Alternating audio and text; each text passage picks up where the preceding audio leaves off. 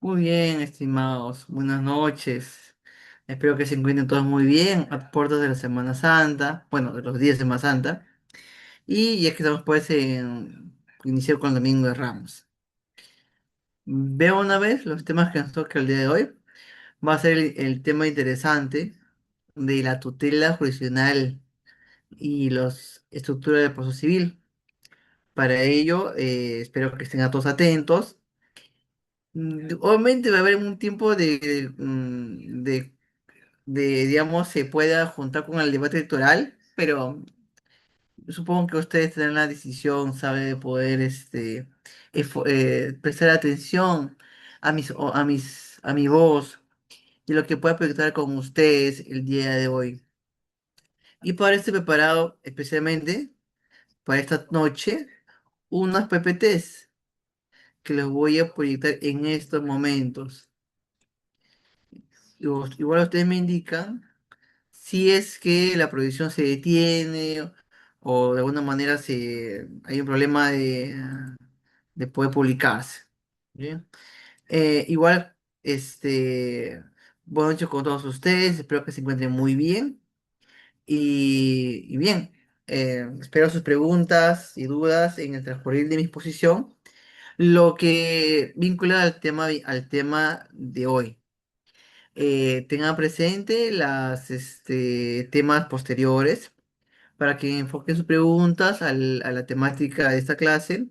Y bueno, recibamos preguntas, por ejemplo, en excepciones, impugnaciones, que eso es justamente una clase posterior.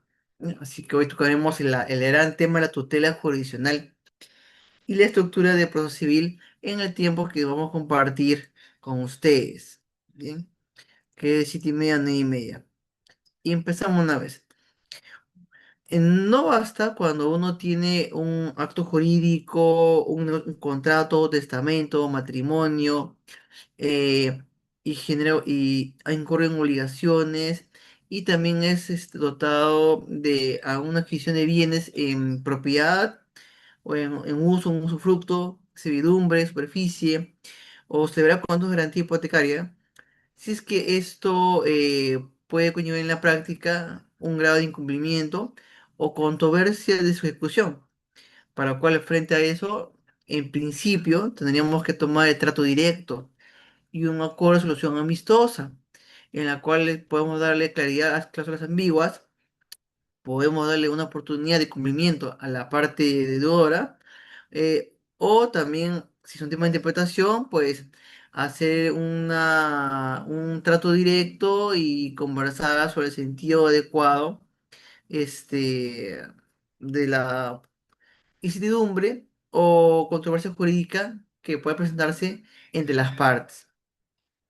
Eh, si es que eso no logra realizarse, pues entraremos a los mecanismos alternativos de solución de conflictos, como la conciliación, la negociación y mediación. Pero si aún así no se logra llegar a cabo un acuerdo, pues lo que queda es eh, recurrir al órgano jurisdiccional para que podamos obtener una respuesta de un tercero legitimado, esta vez puede ser que por el Estado o por las mismas partes, para poder encontrar una decisión que sea sometida al cumplimiento, o sea, sea que someta a las partes a su deber de cumplirlas, sea que acepte o no lo decidido por la judicatura. Pero eso no implica que tú tengas que tener pues un grado de sometimiento a los poderes de sanción o decisión sin que haya pues unas garantías que permitan que lo que se decida venga del sentido común, no venga del odio, no vengan de la corrupción, no vengan de la dilatación del proceso judicial o arbitral, no vengan, digamos, de los aspectos vinculados a cuestiones políticas, porque la autoridad jurisdiccional va más allá del tema judicial. La tutela judicial es un derecho fundamental en la cual se expresa en cualquier tipo de controversia o en cualquier tipo de evaluación de tu conducta que va a conllevar una consecuencia negativa o positiva hacia ti, la cual implica pues una posibilidad de defensa, una posibilidad de acción, una posibilidad de poder llevar a cabo un proceso con los plazos, con la razonabilidad de la persona o el órgano que te juzga. Y es por eso que el autoridad jurisdiccional no es un tema meramente judicial, pues arbitral, administrativo y también en cualquier tipo de evaluación sobre tu conducta que va a conllevar a una imposición de una sanción, particularmente. Lo que incluye, por ejemplo, las evaluaciones que hace el Congreso, ¿no? Si el Congreso te sanciona con 10 años de inhabilitación, pues no puede ser simplemente porque te odie o porque te considera un enemigo o porque realmente el pueblo lo pide, sino requiere un proceso de evaluación previa con pruebas, con audiencias, con derecho de la defensa, con contraargumentación y para poder crear convicción a la persona que determine por qué se requiere que esa persona sea inhabilitada. Y eso es parte de la tutela jurisdiccional.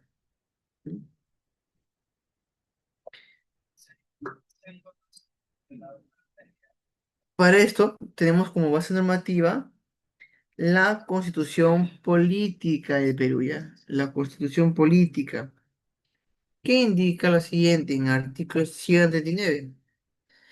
Justo aquí tengo una Constitución Política gigante. Es- Las constituciones de Perú, o sea, desde su historia completa. Y aquí vamos a encontrar la 139, ¿no? El 139 indica lo siguiente. Son principios y derechos de la función jurisdiccional. 3. La observancia, el debido proceso y la tutela jurisdiccional. Ninguna persona puede ser desviada de la jurisdicción predeterminada por ley ni sometida a procedimientos distintos de los previamente establecidos, ni juzgada por órganos jurisdiccionales de excepción, ni por comisiones especiales creadas al efecto, cualquiera sea su denominación. ¿Ya? Cualquier denominación. Eso de por sí establece de que no puede haber jueces sin rostro, con el cuento de que para proteger a los jueces y no sea pues ultimado por delincuentes. No, porque eso conlleva el riesgo de que quien te juzgue no sea un juez, porque como no sabes quién te está juzgando, de repente es tu exnovio, de repente es tu expareja, de repente es un terrorista, y no sabrás porque simplemente no sabes quién es, no lo puedes recusar, no podrás cuestionar su imparcialidad, porque no lo conoces. Y eso afecta la tutela jurisdiccional. Por tanto, si un candidato electoral te dice, vamos a determinar jueces sin rostro, y que sean juzgados en el día, o que sean personas que hayan sido encontradas extranjeras delinquiendo, vamos a capturarlas inmediatamente y proceder del país, es falso, es mentira, es un engaño, es un bulo, porque ninguna persona puede ser sancionada a ese grado de nivel sin un debido proceso y impidiéndole recurrir a la tutela jurisdiccional.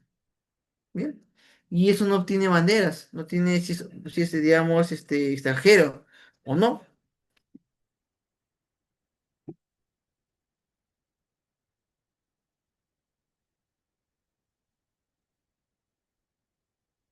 Y para eso también tenemos el Código de Procesal Civil, que indica que el derecho a tutela jurisdiccional lo tiene toda persona.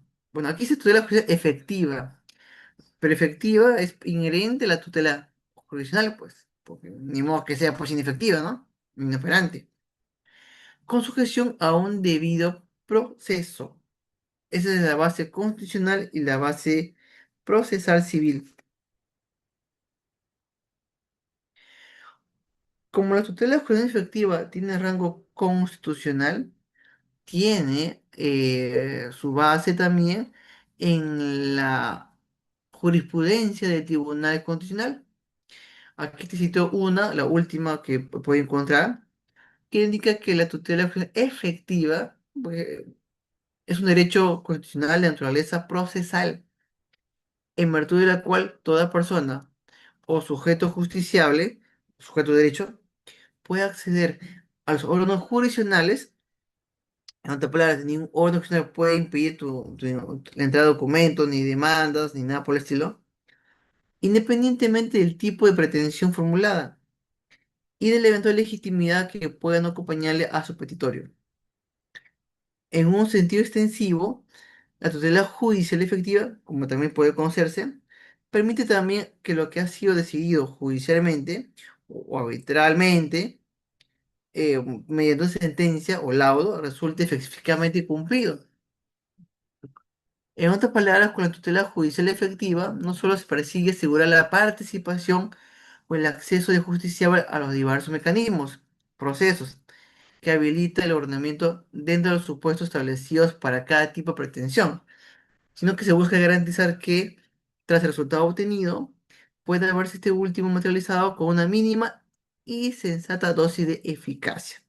O sea, no basta invocar, no basta recurrir al no condicional, no basta que te presenten la demanda, no basta una sentencia, sino requiere que la sentencia sea efectivamente cumplida y que esté de acuerdo con los parámetros de legalidad y justiciabilidad que se requiere en un proceso judicial. O sea, 5X. Sin coimas, sin corrupción, sin negligencia, ni ningún actor vinculado al tema jurisdiccional. Ahora, cuando hablamos de efectiva, de mi punto de vista y también del TC, es innecesario. Hablamos de tutela jurisdiccional efectiva como una especie de perogrullo, ¿no? Un plena, una, es tautológico, porque nosotros no decimos pago efectivo, no tampoco decimos acto jurídico efectivo, cuando es efectivo, simulación efectiva, no decimos eso, porque se entiende que la efectividad es inherente al concepto, o sea, que tiene que funcionar. Es por eso que cuando hablamos de tutela judicial efectiva, es lo mismo que decir tutela jurisdiccional. ¿Ya? Porque si no fuera efectiva, no sería tutela, pues. ¿Ya? Tutela implica que se ejecute, que se pueda cumplir, es inherente, esencial. ¿Ya? Lo digo para una precisión de la terminología. ¿Esto puede estar dado en la función congresal? Sí. ¿En la función judicial y fiscal? También. Pues la tutela no es algo que tú puedas acordar no aplicar. El TC lo ha indicado en otras oportunidades que se debe buscar que los justiciables no sean sometidos, no sean sometidos a instancias vinculadas por la arbitrariedad o los caprichos de quien debe resolver el caso. El derecho a la tutela jurisdiccional efectiva se configura entonces como una concretización transversal en el resguardo de todo derecho fundamental sometido a un ámbito contencioso. No basta de derechos fundamentales, porque si quieren ser implementados, aplicados y defendidos, requieren que a nivel del contencioso de la contienda con otra parte exista una tutela jurisdiccional. O sea, no puede, digamos, negociarse. No puede un acuerdo en las partes que diga, estimados, renunciamos a recurrir a la vía judicial, porque estés renunciando al derecho de acción, a la tutela de acción efectiva, y eso no es factible, no es dable. ¿Bien?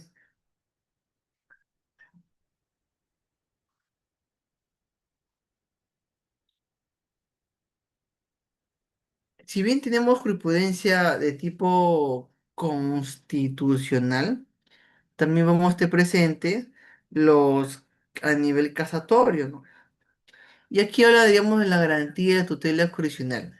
O sea, tiene que garantizarse su aplicación, aplicación de la aplicación.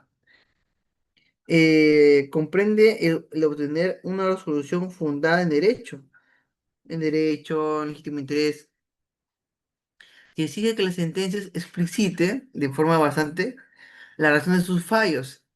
Las sentencias deben hacer conocer las razones que sirvieron de apoyatura a la decisión adoptada, en una extensión e intensidad suficiente para cubrir la esencial finalidad de la misma, que el órgano jurisdiccional explique suficientemente el proceso intelectivo. O sea, tiene que motivar, pues, tiene que motivar las soluciones. No puede ser algo que meramente quede a discreción de las partes. Y cuando se trata de la llamada motivación fáctica, o sea, también tiene que explicar los hechos concretos que ocurrieron para poder llevar a cabo lo que se decide ahí. Bien. Y acá me pregunta Javier Valdivia, ¿hasta qué punto la tutela jurisdiccional efectiva puede justificar la flexibilización de las normas procesales sin afectar el derecho al debido proceso de la contraparte? Lo que pasa es que la finalidad de un proceso es lo que justamente tiene que respetarse. Sí, es muy formal la parte procesal, los plazos, la aparición de documentos, la escucha de la contraparte, la audiencia, el alegato oral y todo eso. Y claro, muchas veces se tiene que ver qué tipo de cosas te encuentras. Por ejemplo, uno diría que en el debido proceso implica que las partes tengan igualdad de armas. Ya, pero eso, por ejemplo, tendría que flexibilizarse en materia de alimentos. Por la que persona que pide alimentos no necesita ni siquiera abogado, pero sí necesita, digamos, alguien que tutele su derecho en el proceso de alimentos. Entonces el juez puede inclinar la balanza y plantear pues medidas cautelares o sea, trata justamente de juez en materia de alimentos ya no tengan que ser imparcial, no tengan que abocarse a protección a a la persona afectada, que no es justamente la mamá y papá, sino el niño, por el interés superior del niño. Entonces, la tutela jurisdiccional efectiva del niño implica que se flexibilicen las normas procesales para que el juez no cierre la mirada, como una estatua, frente a las desventajas evidentes que tiene la parte demandante. Entonces, pues se ve en cada caso en concreto, ¿no? Eh, por- eh, para poder determinar, digamos, ese grado de flexibilización para conseguir la tutela jurisdiccional sin que afecte el debido proceso. Sí, era la idea en ese sentido, ¿no? De que, ojo, la idea es que el debido proceso no significa de que sean ambos igualitos en el poder, porque en la práctica nadie tiene el mismo poder. Siempre va a mantener, digamos, un grado de mejor posición frente a un tema procesal. Eh, es por eso que cuando hablamos de la garantía de la tutela jurisdiccional, nosotros nos basamos al tema jurídico, sino en el tema fáctico, de exponerse pruebas que sustenten los hechos probados, a fin de que en fin impugnativa se determine la razonabilidad del criterio valorativo del jugador, y que el Tribunal Superior pueda determinar si el razonamiento de la sentencia recorrida es suficiente para eso. Te pongo el caso de Odebrecht. Odebrecht tiene impuestos judiciales contra el Estado, y Odebrecht ha ido al tema del arbitraje. Y la Municipalidad de Lima se ha defendido indicando, oye, Odebrecht le ha cerrado su contrato porque es corrupta. Y el tribunal dijo, ok, ¿es corrupta? A ver, muéstrame la sentencia. Y la MUNE dijo, bueno, no hay sentencia. Pero si no hay sentencia, ¿cómo sabes que es corrupta? Por corrupción es un delito. Y yo no te puedo imputar delitos simplemente por mero hecho, por el hecho de verte nada más. Incluso viendo un video que tú estás justamente agarrando limones en un puesto de mercado, no me da mi derecho a decir, a quitarte contratos o a lastimarte o a sancionarte sin haber un proceso previo de evaluación de los hechos para determinar si eres delincuente o no eres delincuente. En el caso arbitral, un poco se flexibilizó y dijo, ok, muéstrame parte de la denuncia, muéstrame, digamos, parte de los alegatos fiscal para yo como árbitro o tribunal arbitral podamos de alguna manera entender tus motivos por los cuales no has cumplido el contrato porque estamos frente a un acto corrupto.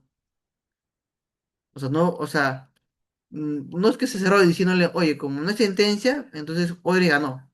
No se cerró así. Dijo, en el marco de la tutela jurisdiccional, hay que escuchar justamente la contraparte, pero no significa pues de que espera una sentencia para eso. Si hay pruebas que determina a nivel civil de que esa parte incumplió los deberes de buena fe, pues la municipalidad tiene razón. ¿Y qué pasó en la práctica? Pues la MUNI Lima solamente presentó la carta de recepción, de notificación. No presentó nada más. Y por tanto, no se le pudo. El tribunal arbitral, pues, atado de manos, dijo: oye, Odebrecht gana, pues. Y Odebrecht ganó y perdió la municipalidad. Porque tú no puedes decidir o imponer derechos o afectación a derechos de esta persona sin, en base, digamos, a una categoría, a una imposición que no está demostrado. Yo sé que todos ustedes dicen: no, eres corrupta, sí, pero hasta que no haya una sentencia, entonces, que diga que es corrupta y por tener delitos, entonces, es un tema, digamos, que no puede ser un elemento fuerte de prueba para poder ganar un caso. Jaime indica: en un conflicto entre tutela jurisdiccional efectiva y seguridad jurídica, o sea, cosa juzgada, ¿cuál debería prevalecer y bajo qué criterios, no? Ahora, parece que venimos que es cosa juzgada, ¿no? Cosa juzgada es cuando, en marco de una tutela jurisdiccional, se evalúa que, en primera instancia, sin apelación o con apelación, eh, se ha determinado una decisión firme que ha conllevado que tenga que la cosa juzgada, o sea, que no puede ser reevaluado posteriormente. Y excepcionalmente, en caso de un fraude, podrías declarar nulo esa cosa juzgada en el marco de la tutela jurisdiccional efectiva. O sea, sin una excepción y que haya un contubernio, un concurso de acuerdos del juez, o sea, corrupción, pues. Si corrupción, pues nulidad de cosa juzgada fraudulenta. Es el único camino que hay. Porque realmente la seguridad jurídica es parte de la tutela jurisdiccional. Si yo tengo un juicio ganado, para que sea justamente efectivo, implica que no tengan que recurrir nuevamente al proceso judicial para hacer valer mis derechos. Se entiende que la seguridad jurídica es parte, digamos, inherente del paquete de la tutela jurisdiccional. Si es que una sentencia siempre va a ser cuestionada, se está violando la tutela jurisdiccional efectiva, que implica justamente cumplimiento de lo decidido. Ay, perdón por acá. Gracias. Por acá, vamos. ¿Dónde está? Ya, listo. Hay otra, casación, justamente que implica una diferencia en la tutela jurisdiccional y el debido proceso.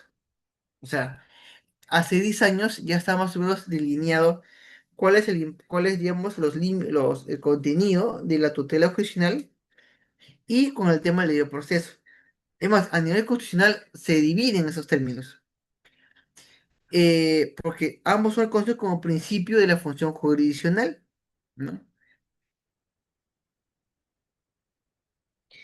Y dice acá: la tutela jurisdiccional efectiva, también denominada tutela judicial, supone tanto el derecho de acceso a órganos jurisdiccionales, donde se inserta el derecho de acción, como la eficacia de lo decidido, o sea, el cumplimiento de lo decidido, y que no sea cambiado cuando tenga cosa juzgada. Mientras que el derecho al debido proceso se refiere, pues, a las reglas esenciales que tienen que cumplirse dentro del proceso, dentro del trámite, entre ellas una motivación de las acciones judiciales. Cuando falta una motivación a las acciones judiciales, estás violando el debido proceso, que tiene como finalidad principal el de permitir el acceso a los justiciables al razonamiento lógico. Mm. Y se puede ejercer adecuadamente su derecho a defensa y su asumida. Claro, ojo, ten presente de que ningún tipo de tutela es para siempre. Excepcionalmente existen tutelas que tienen, pues, son imprescriptibles. Por ejemplo, el derecho de petición de herencia es un tema judicial que no tiene plazo de prescripción. Igual el tema de autonomía de escritura pública tampoco tiene plazo de prescripción. Pero son temas, digamos, excepcionales, ¿no? La regla es que por un tema de protección y consolidación de derechos y estados de la persona, las acciones jurídicas tienen que tener un plazo, ¿no? De vigencia.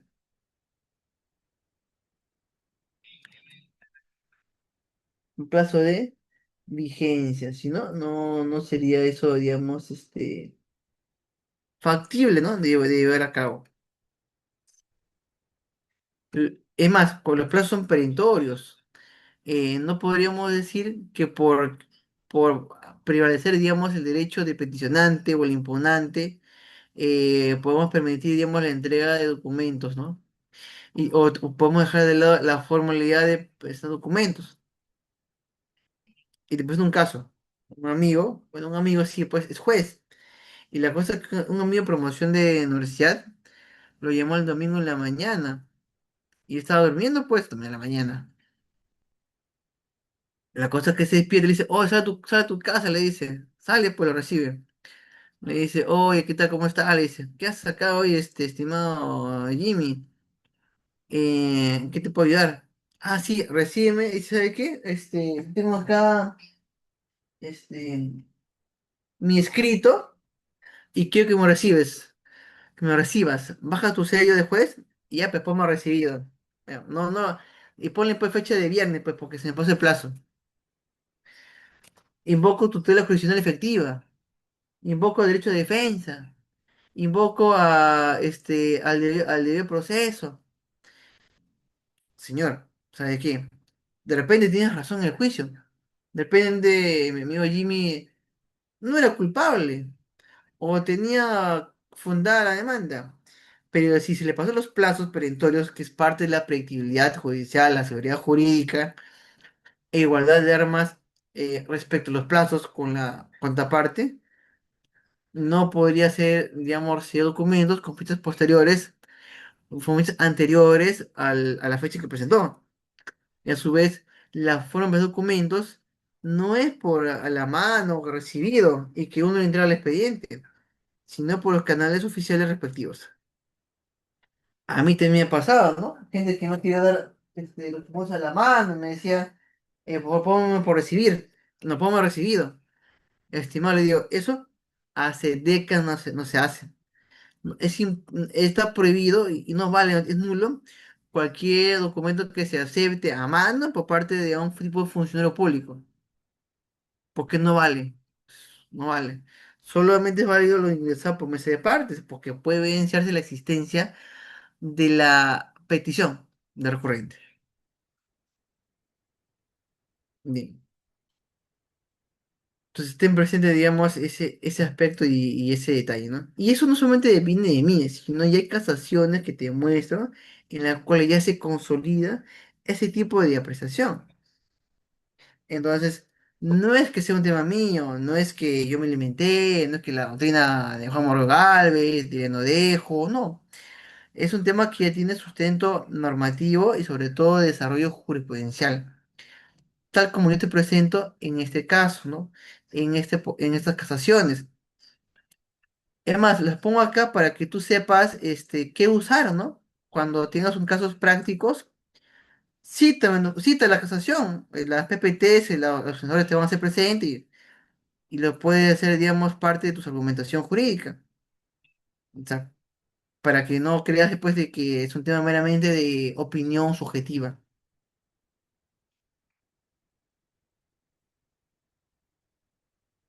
Continuamos. Ya, pese a la parte, digamos, de conceptos a nivel jurisprudencial, hay que tener casos más concretos, ¿no? Que, que te lo pongo acá en la pantalla para que veas los ejemplos, ¿ya? Por ejemplo, sancionar en un proceso disciplinario con base a norma no publicada vulnera el derecho al debido proceso, ¿bien? Al debido proceso. Y, ojo, la tutela jurisdiccional no solamente se basa en un tema procesal judicial, sino también cualquier tipo de procedimiento de sanción, sea hecho por el Congreso o sea hecho por una entidad pública a nivel disciplinario. Entonces tú no puedes pretender que la defensa de una persona o sea sancionada bajo una norma que yo no tengo acceso para su estudio, para su revisión. Si es una norma no sido publicada, pues vulnera derecho a debido proceso. Pero ojo, ¿a qué te matices? No publicada en ningún lado, porque de repente la norma sí publicada en el peruano, pero el anexo, el reglamento, se encuentra en la web. Y eso es totalmente legítimo, ¿ah? Es válido. Es válido que no publiquen todas las normas en el peruano, sino que puedan remitirse a un anexo que se inserte en la página web. ¿Ya? Entonces ten presente ese aspecto, que a mí también, digamos, no me ha pasado, ¿ah? En una oportunidad yo quise ver un proceso administrativo y cuando entré a la web, el enlace está roto. Y como el enlace está roto, yo no puedo, digamos, defender ni saber, digamos, cómo iba el caso administrativo si la norma que me quieren aplicar no se puede hacer. Y como no se publicó en el peruano, pues simplemente tenía que llamar a la entidad, tenía que pedirle correo, archivo para que me lo manden. O avisar justamente que se trató el enlace y requiere pues su inclusión, su incorporación. Bien. Mm. Eh, ¿Qué más? Expulsión de asociado mediante carta notarial vulnera el debido proceso al no evidenciarse una investigación formal sobre los cargos. A nivel también de los privados, están también sometidos al tema de la tutela jurisdiccional.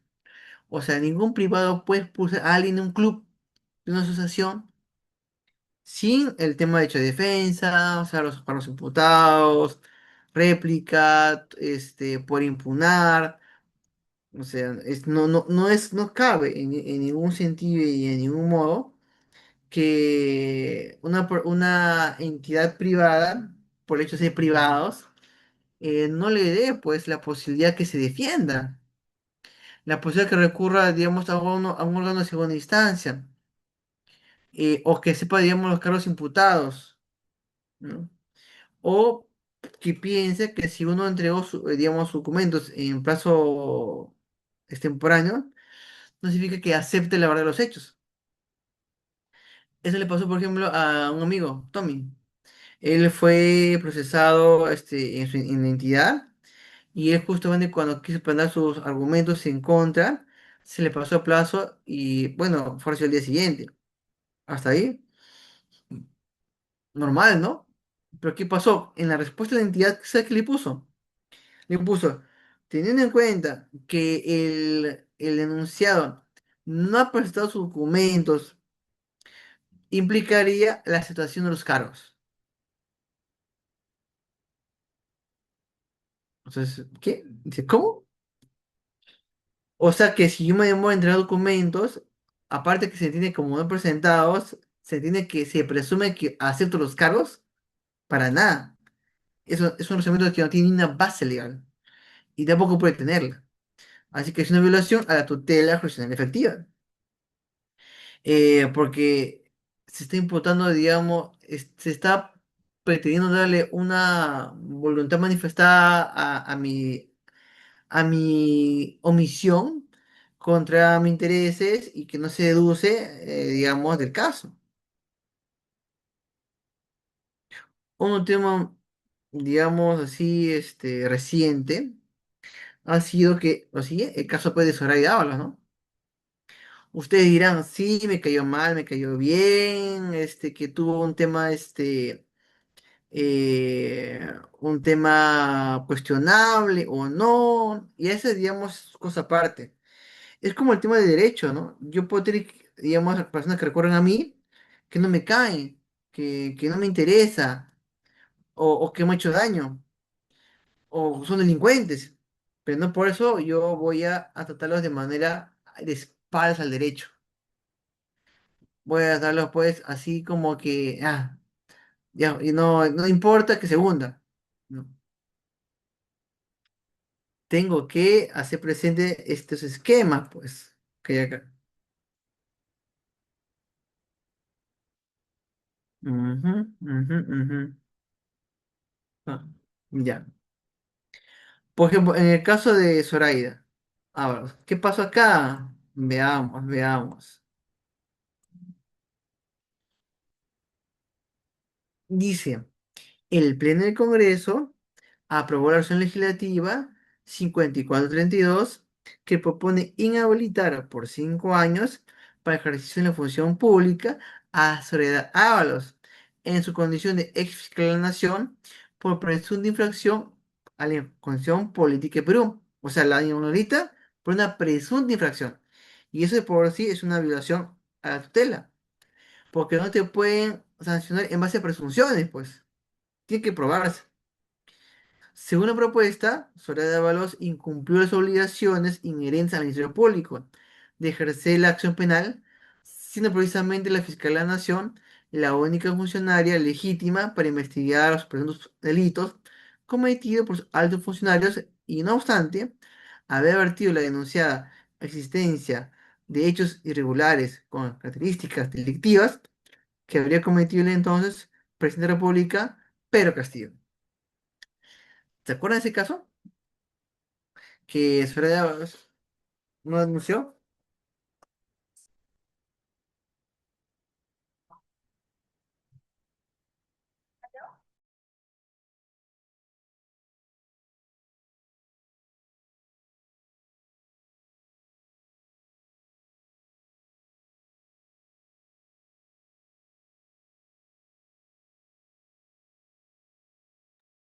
Lo siento, estimado, lo siento. Es un tema abrupto que pasa acá. Yo le contaré qué fue. Entonces, en este caso, en sí, uno diría, bueno, es correcto, ¿no? La Fiscalía de la Nación, no denunció a Pedro Castillo y por tanto, y tiene la posibilidad de ser denunciado, pero no acusarlo, como dice la Constitución Política, por lo que su inacción generó pues una sanción. Pero si ves el fondo, te das cuenta de que el ámbito constitucional eh, generó, mm, generó, digamos, un aspecto de, digamos, de vulneración del proceso. Revisa, por ejemplo, acá, revisa que este caso, léelo con calma, acuérdate un poco cómo se ha referido y cómo se comenta, ¿ya? Bien. Un toquecito. Un minuto, un minuto.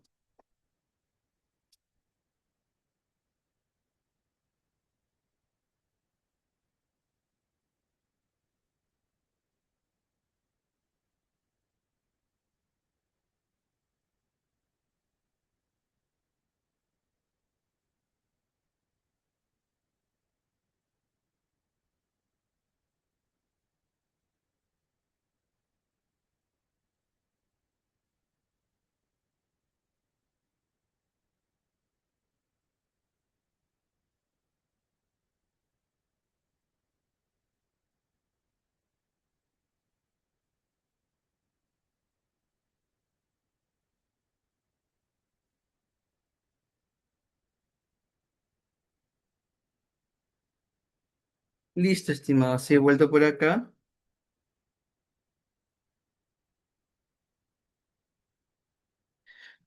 Y bueno, ¿qué posibilidad el tema de Soledad Ábalos? Pues es el tema de que en había antecedentes judiciales por las cuales no se podía procesar al presidente. Justamente el fundamento era que el presidente tiene una función tan alta y tan cargada de, digamos, de pendientes que no podía estar pudiéndose a juzgado a cada rato, sus declaraciones y todo lo demás. Es por eso que nunca se habría procesado a nadie. Y era lógico, pues. Era lógico porque no podríamos distraer al presidente de cuestiones de denuncias, demandas y que tenga que ir. Y el tema que sea acusación en en un aspecto dado, eh, va a generar pues un grado pues de aspectos de analizar eh, algo diferente por ser presidente. Entonces el presidente, fuera que fuere, no puede ser procesado, ni enunciado, ni nada por el estilo. Eso ha generado pues que esa sería digamos la línea de acción, sería la línea que siempre se ha seguido. Y por tanto, eso se debe haber mantenido. Pero los criterios cambiaron, pues, temas políticos cambiaron y por tanto, por el tema coyuntural, por ser justamente ese tipo de presidente, conllevó pues de que se le diera procesos, pues, una y otra vez, hasta, y por tanto, digamos, se aprovechó eso para que la Fiscalía de la Nación, que tenía un antecedente de no denunciar porque no se podía, el mismo Congreso lo había detenido cuando se han sido presidentes, conllevado pues, aunque en este caso pues, por un tema político, digamos, se le sancionara por algo que normativamente a la fecha el criterio era distinto. Entonces, es un caso en el cual se evidencia que en el congresal una vulneración a la tutela judicial efectiva. Los estados están obligados a garantizar también recursos judiciales efectivos y diligentes, investigar de oficio violaciones de derechos humanos y asegurar a las víctimas el acceso a información y reparación adecuada. ¿Bien? Parte de la tutela judicial efectiva es que una vez que sean sentenciados y se haya ganado un caso judicial, tengan que ser cumplidos por particulares o por el Estado. No importa si no te gusta o no te gusta. No importa si es un tema ideológico, no. El paso judicial no es que te diga fundada si eres derecha, infundada si eres de izquierda, fundada si eres de izquierda, infundada si eres de derecha. No, hacemos casos y hechos. Cuando alguien asesina a una persona, no importa si es policía o militar, o es el papa, o es un cura, o es el presidente, o es el electoral, pues, un votante, o un pobre, o una viuda. Si es que ha cometido un delito, debe ser sancionado. Entonces tú no podrías, y tiene que cumplir la reparación civil del daño. No podría venir ninguna persona a decir, bueno, como esta persona no tiene plata, este, o esta persona es mi amiga, o realmente está afectando la reputación del Estado o reputación de la empresa, no voy a cumplir la sentencia, porque siempre quería aceptar ese tipo de situaciones. Pero sin embargo, frente a una sentencia de jueza juzgada, solo queda cumplir nada más. Solo queda cumplir. El caso, por ejemplo, de los sentencias vinculadas a extracciones forzadas, pues se obligó al Estado a emitir un decreto supremo a efectos pues, de que regule el tema de reparaciones. Bueno, es un tema pendiente del Estado. No puede venir un ganador de elecciones a contar, pues, no, yo no estoy de acuerdo con ese tema, o considero que no existió, o niego la historia, y por tanto no voy a emitir norma alguna, porque eso no puede ser. Pero por lo asunto conmigo, no tiene nada que ver,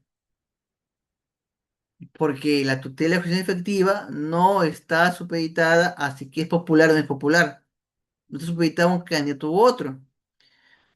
Cuando uno dice, por ejemplo, mano dura no significa a mis enemigos, es mano dura a todos. Porque esa es la idea, ¿no?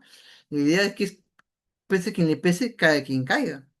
Entonces, ¿por qué? Y justamente eso voy. La tutela judicial efectiva es para todos. Tanto incluso para los malvados como para los buenos. Si una persona te debe plata y a fin de cuentas es un tema judicial, la sentencia para que te da plata y le manda sus cosas, pero esa persona no se defiende, no le dan su contrademanda, no le dan, digamos, su condición de demanda, no le dan toma la palabra y lo sentencian en 3 días, está bien. Tú puedes pensar, digamos, que, pero que rápido, ¿no? O le voy a cobrar plata. Pero eso no significa que esté bien el juicio. Porque el demandado, llámale conchudo, llámale sinvergüenza, llámale lo que fuera, tiene derecho a una tutela judicial efectiva. ¿Entiendes esa parte? Eso es muy importante. Porque si es que se toman el control del Poder Judicial o apuestas por un tema de corrupción, pues la tutela judicial efectiva no va a ocurrir para ti ni para mí. Muy bien. Un caso similar es el tema, por ejemplo, del sobrecimiento en casos judiciales. Tú sabes muy bien que en materia penal una denuncia va a conllevar una reparación civil, pero muchas veces el proceso penal no llega a ningún puerto. Hay un sobrecimiento. Eso no significa que la reparación civil también se extinga. Tiene que evaluarse y pronunciarse. O sea, no es automático. Hecho que no haya delito no significa que no haya daño que reparar. Entonces, el juez debe emitir pronunciamiento expreso, porque si no lo hace, si piensa que cuando se estima una denuncia penal también estima el daño, está violando la tutela judicial efectiva, porque la norma le indica que el juez debe pronunciarse y emitir un momento expreso sobre eso. Justamente esta casación, algo tan simple, algo tan lógico, hay una casación. O sea, ha pasado años, años para que lo que te comento convenza a las partes. Consejo decimoquinto. Además, si en el caso concreto correspondiera emitir un auto de enjuiciamiento, en el juzgamiento sería la oportunidad para que la actora civil ratifique su demanda. Es decir, bien al inicio del juicio, en la audiencia respectiva, la etapa intermedia. Entonces, al haberse cerrado la posibilidad de ejercitar el derecho de acción de la parte agraviada, se violó la tutela judicial efectiva, al no existir pronunciamiento debido sobre su pretensión del objeto civil en la etapa procesal correspondiente, o sea, etapa intermedia, donde incluso la parte requerida, absuelta, debe tener la oportunidad de oponerse y contestar la demanda civil. Cuando en un proceso penal tú denuncias y a su vez justamente pides reparación civil, el juez tiene que pronunciarse tanto por la denuncia penal como también por la reparación civil y permitir que la contraparte también se defienda. Mm.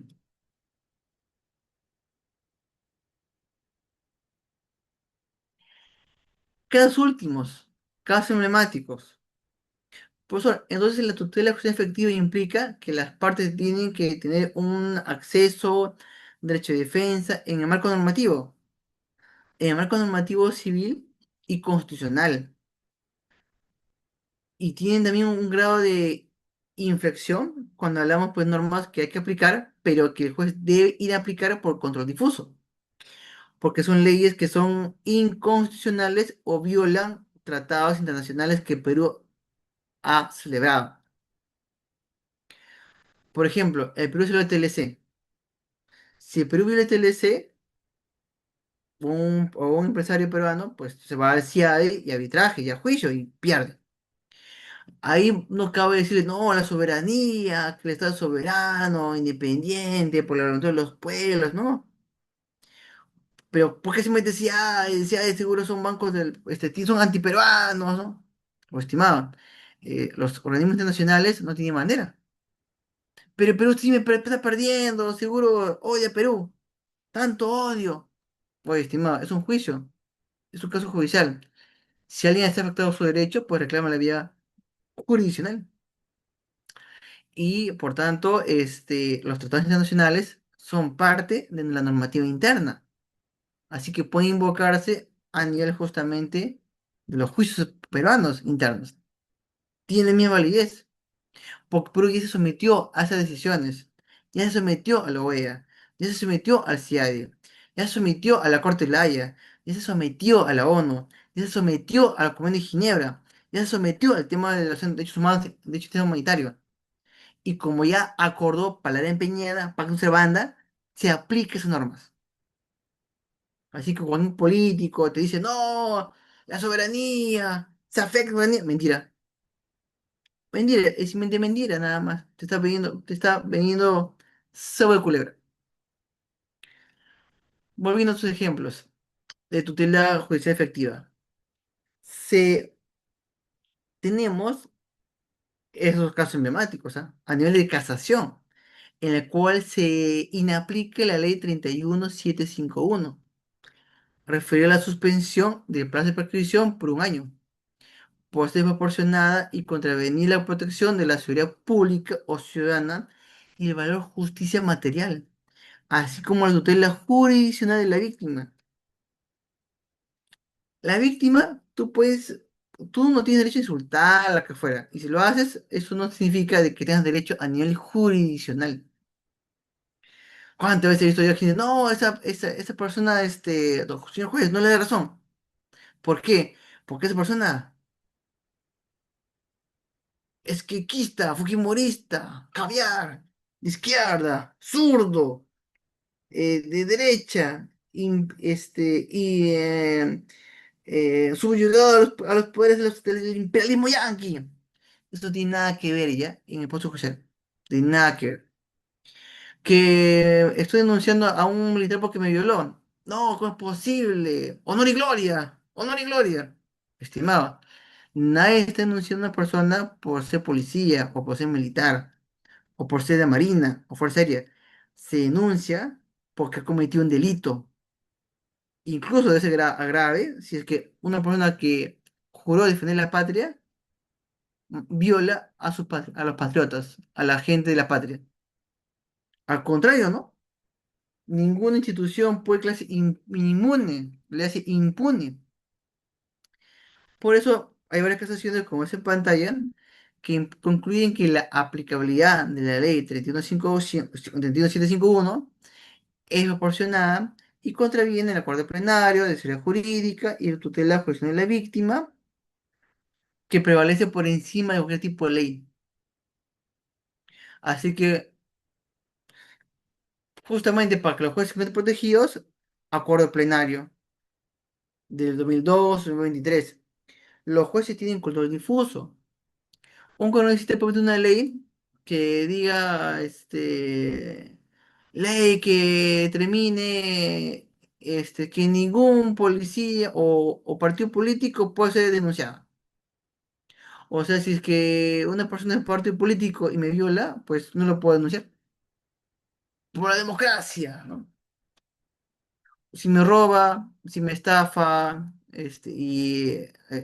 si por ejemplo contrato con la partido político Pollito Flojo y me estafa, oye, quiero que me dé la plata porque le pagué, no puedo hacerlo porque es un partido político. En aras de la democracia, ¿no? En aras de la república. Ese es, digamos, ¿por qué tanto odio? Nada, simplemente cualquier persona jurídica, si debe plata, tiene que pagar. Si comete delitos, sus miembros y la partido político o empresa es responsable, pues tiene que responder. Y no por una ley que excluya a estas personas jurídicas por ser personas jurídicas de la persecución penal o civil. Te excluye en función de que no eres causante ni responsable. Pero no más. Por más que digan que los jueces van a ser impuestos presos, son jueces caviares, son jueces de razón popular, jueces prevaricato, lo que fuera, eh, no tendría por qué, digamos, eso intimidar a los jueces a inaplicar leyes que van contra la Constitución y sobre todo cuando impacta los procesos judiciales, violando la tutela judicial efectiva. Así es. Entonces, y eso, digamos, implica pues una gama de derechos que es para uno y por otro lado, ¿ah? Por si acaso. Así que ni se te ocurre pedir a estas personas que no haya proceso judicial, porque si es a unos, ¿quién nos dice que luego va a seguir tú? Así que... ten presente ese detalle. Muy bien. A nivel, a nivel justamente del tema de otra ley, que es la ley de amnistía, la ley 32.419, también había sentencias que lo han inaplicado, ¿no? El perdón de delitos, ¿no? Si no tiene un sustento ni un fundamento, no tendría por qué privilegiarse la amnistía a ciertos sujetos simplemente porque tienen bancada en el partido, en el Congreso. Eso no tiene ningún tipo de sustento, ¿no? Porque no se justifica el olvido ni la impunidad en delitos graves como la tortura o violación sexual. El hecho de que tú pienses diferente a otros, el hecho de que justamente, por ejemplo, tú seas LGTBQ, seas joven o que protestes, o que seas fujimorista, López Aliaga, seas Carlos Álvarez, Acuña, eso implica que los demás tienen carta blanca para torturarte, para violarte. No, ¿verdad? Obvio, es lógico. Entonces no para una ley que cree impunidad para eso. O sea, si soy rondero, puedo, digamos, golpearte hasta morir, aplicándote mi justicia local, ¿no? Justamente. Ninguna ley de amnistía puede generar impunidad de los delitos.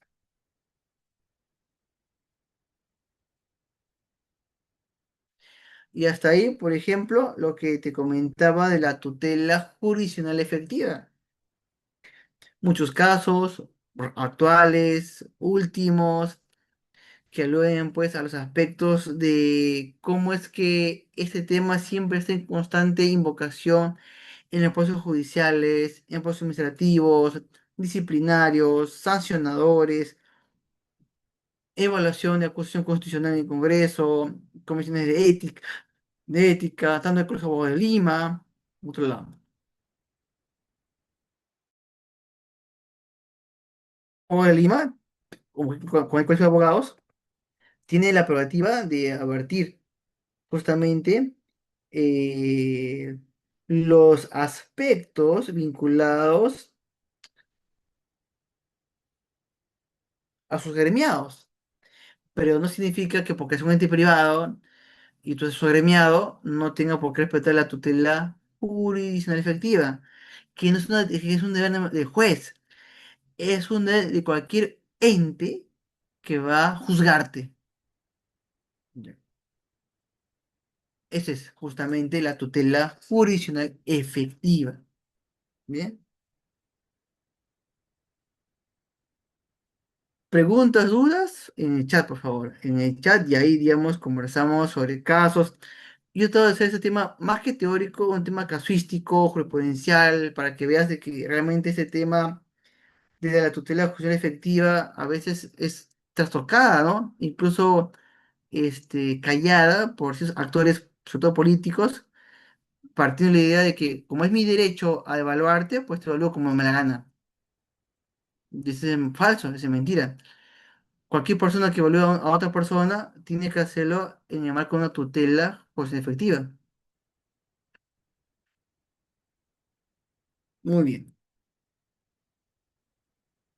Ahora continuaremos con la parte de la estructura del proceso civil.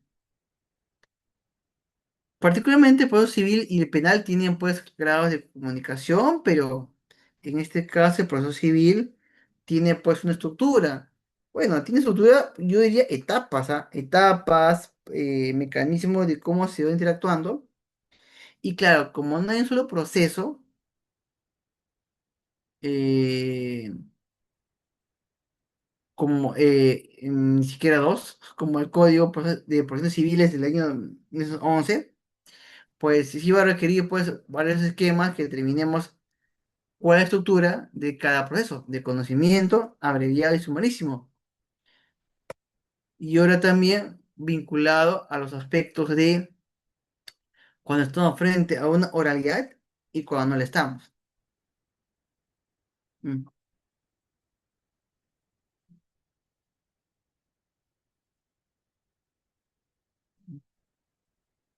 Muy bien, muy bien, muy bien. Pero por eso hay que Hay que saber qué cosa es el proceso civil, pues. Conjunto de normas y procedimientos que regulan cómo se resuelven las disputas legales entre particulares o entre particulares y el Estado. En el ámbito no penal, ya, el proceso civil es un conflicto entre particulares para intereses particulares que no tienen un impacto penal. El reproche social no es tan alto para que sean dilucidados en años de juicio. Cuando hablamos de un cumplimiento de un contrato, cuando hablamos de daños a la persona, cuando hablamos de simulación, hablamos de perjuicio económico, eso no debe conllevar a ninguna de las partes a ir por la vía penal. Es muy común y he conocido a varias personas, te voy a denunciar, te voy a denunciar, pero denunciar es solamente en la vía penal y en la vía administrativa. Que ahora que sanción una multa, pero no te va a hacer tu problema. No te va, no te va a dar la razón. Entonces, en materia de afectación a una persona, va siempre a partir del proceso civil, no del proceso penal. Eso penal es otra cosa. El proceso civil, en ese contexto, se rigen por el Código Procesal Civil, que regula las etapas, las reglas, los plazos, hasta forma de pasar documentos y todo eso. Y en esta parte yo no voy a incidir pues en cómo armar un expediente, cómo una demanda, cómo armar, digamos, un legajo de apelación o excepciones porque lo van a ver en clases posteriores. Yo, digamos, no lo voy a ver, no lo voy a, porque el tiempo no me va a dar. Pero sí vamos a apreciar que los conflictos se resuelven de manera justa y equitativa, aunque conlleve que las partes no estén satisfechas con la decisión, porque la idea posible es dar una decisión en la base demandante, pero a veces no le va a dar todo. Queda fundar la demanda en parte y no le va a dar, digamos, todo el petitorio. El proceso civil en Perú involucra tanto personas naturales como jurídicas y puede ser indicado por cualquier individuo que considere que sus derechos han sido vulnerados por otro. Este es justamente lo regulado en la parte adjetiva, que es el código civil, es el código adjetivo. Y el código sustantivo es el código civil, que ve en la parte normativa, la parte sustantiva, la parte del deber ser. Y el proceso civil ve la manera como puedes alegar tus derechos y ganar el juicio, en caso correspondiere.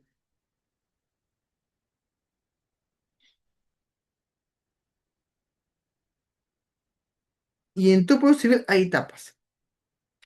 Etapas que se tienen que seguir sí o sí.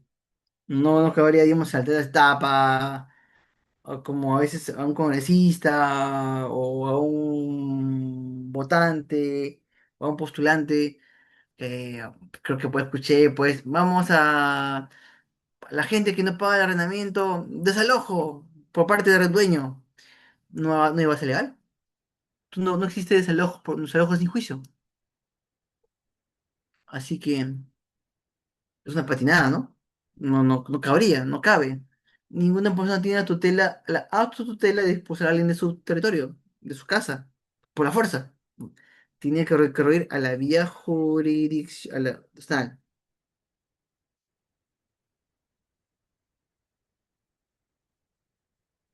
Ujú. Estoy por acá.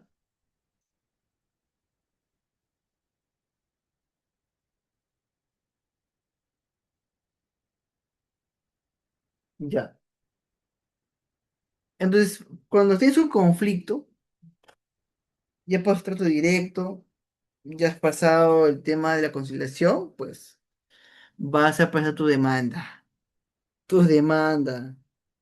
El hecho que reciban tu demanda, que ya todos reciben, no es una precalificación, no es un prejuicio del juez. No significa de que al emitir tu demanda tengas razón, para nada.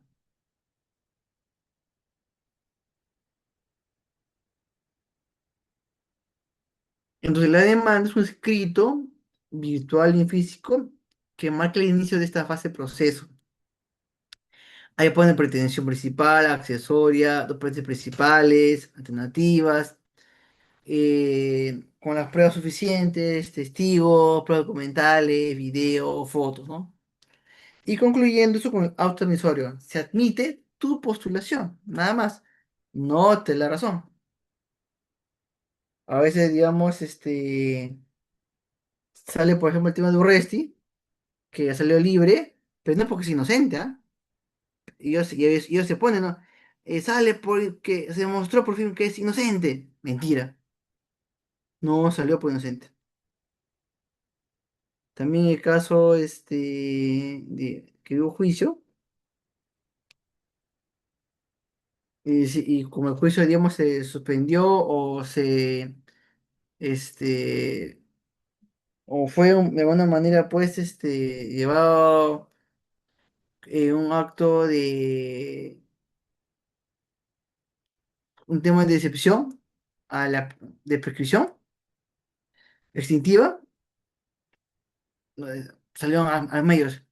Ya ven, soy libre, voy a denunciar esta parte. Pero no tiene nada que ver. Una excepción por prescripción, pues puede darse, sí, por inacción en el tiempo. Pero la inacción en el tiempo no te da el derecho a decirle que eres, soy inocente. No tiene nada que ver eso. Prueba por favor el tema de la postulación, que termine con autoemisorio. Acción judicial que verifica si la demanda cumple los requisitos de forma de legales de acción, procesales, ¿no? Y no es emitida, recién se corre el demandado el formato. Algunos me parece me han dicho, doctor, si hay, yo sé que manden un demandado, ¿yo puedo juzgar a que me sale copia de la demanda? Es que no, porque a fin de cuentas todavía no han calificado la demanda, no sé si es procedente o inadmisible.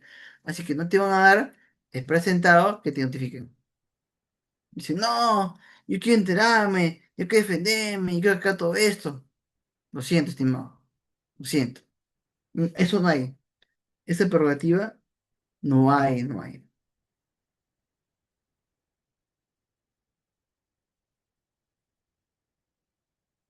Un momento por acá.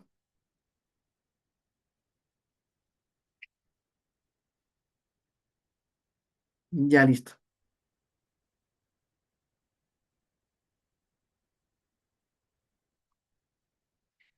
Luego sigue la etapa probatoria, porque quien alega un derecho tiene que probarlo, pues probarlo. Si yo le digo a alguien, terrorista, y no pruebo que es terrorista, por más que le diga, no, que ya si lo es, que fuera, pues, señor, pagará una indemnización por difamación. Sí. Así que mira bien sus palabras, ¿no? No, es terrorista porque se toma foto de una apoyada. No es suficiente, tiene nada que ver. No, que en el año 74 se tomó foto con tal persona. Más pruebas, chicos, más pruebas. Una foto no basta, no basta, estimado. A ver, aquí me escribe, me escribe. Vamos a ver por acá.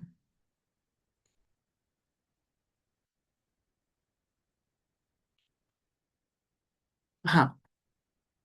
En la etapa postulatoria de proceso civil, si el demanda formula una pretensión con una fundamentación fáctica insuficiente o ambigua, o sea, fundamentos de hecho, pero el juez admite la demanda en aplicación del principio de pro accione, o sea, oye, entre la duda, ojo, es entre la duda de accionar o no, que accione, ¿hasta qué punto puede el juez en etapas posteriores reconducir o integrar los hechos sin vulnerar el principio de congruencia procesal y el derecho de defensa del demandado? Lo que pasa es que si es que integra los hechos, justamente lo que dice Flaviola, ¿no? Está sobre la procedencia y la admisibilidad. Bien.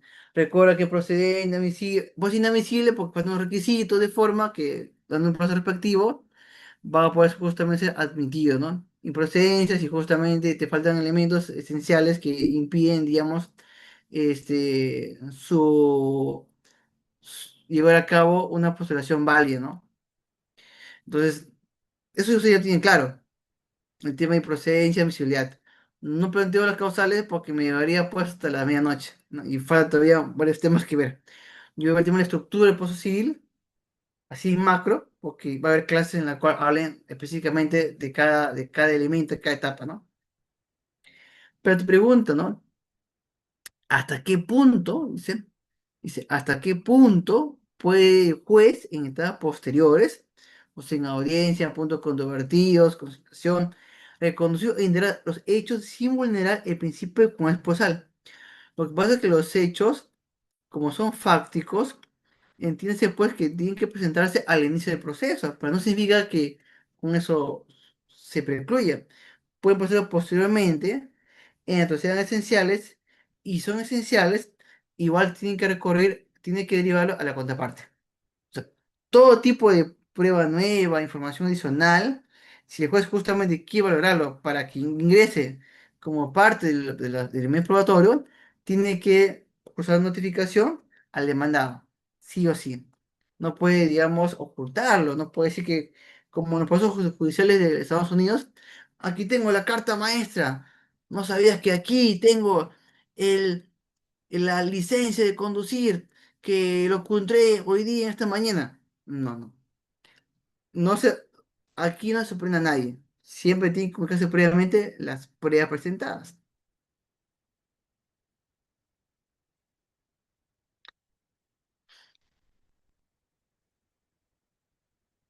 En la postulación se hace en el marco del tiempo que la entidad pública específica ha otorgado para su registro, ¿no? Antiguamente, como ustedes de repente sabrán, se hacía así físicamente, 7 para el juzgado, cerraba la puerta a las 4:30 y la gente despachaba cuando estaba adentro, ¿no? Hay gente que a veces llegaba y no llegaba y tenía un martirio. Ahora se puso en la vía, ¡ay, por fin! Internet por la vía computadora online. Ya no necesitas ir al juzgado para imprimir tu demanda de amparo de ese tamañote y en esa podemos hacer partes. No, ya todo es digital. Todo, o sea, tiende justamente a ser digitalizado. ¿No? Para quien ese lado no haya problema. Ojo, en la etapa de postulación, cuando se cobra la parte de demandado, siempre cuando hay una demanda admitida. Y el demandado va a tener que constar la demanda. Eh, Ojo, si bien es un tema que no es aquí no corresponde en este curso de hoy día, sí te comento de que como anécdota, que una persona fue demandada por daños y decía, yo no fui, fue otra persona, excepción. Dijo, no, que justamente se trata este juicio de velocidad, ¿quién es responsable? Así que no puedes tú excluirte de este caso. Tienes que ser partícipe del mismo, ¿no?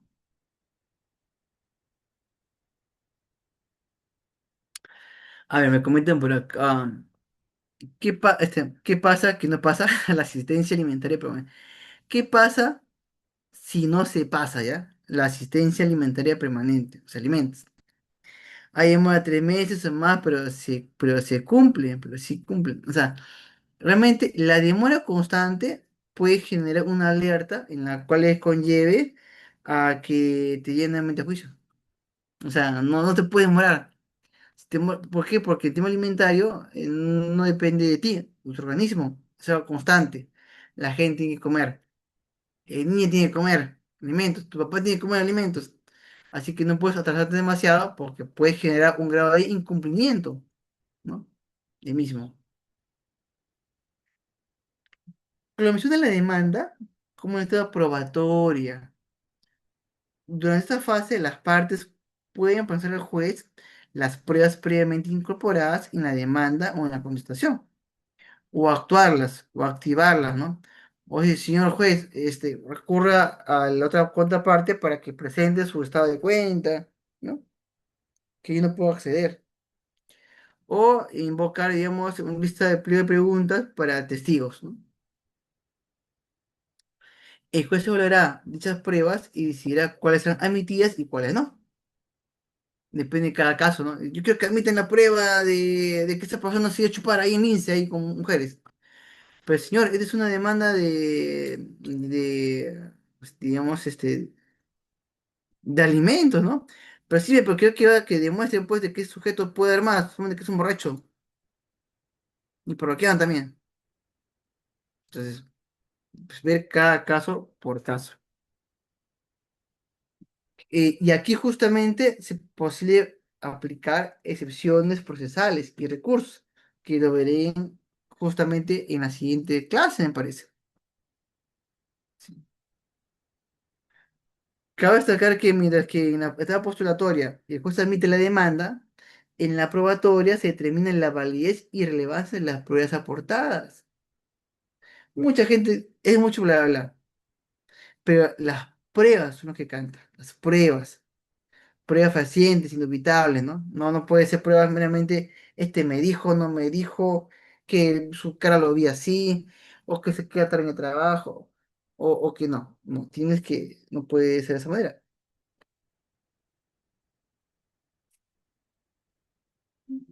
Luego sí la etapa decisoria, que implica que al concluir la fase probatoria, se pasa a la etapa decisoria. En esta fase, el juez analiza los hechos, evaluar las pruebas, resolver las controversias planteadas. En la práctica pueden ser cualquier persona, pero es su equipo, pero el juez justo tiene la última palabra, ¿no? La sentencia, que se mira que se realice, aunque no me preocupa que le impune, ¿ah? Conozco varios jueces de primera instancia que dicen, oye, si me apela, no es mi control, que vaya a segunda instancia. No van a controlar, pues, ello. Tiene una sentencia, tiene un formato y con eso, digamos, avanza. Aunque debería haber una conexión pues entre esa parte impunatoria y la parte pues de los jueces, ¿no? Pero bueno,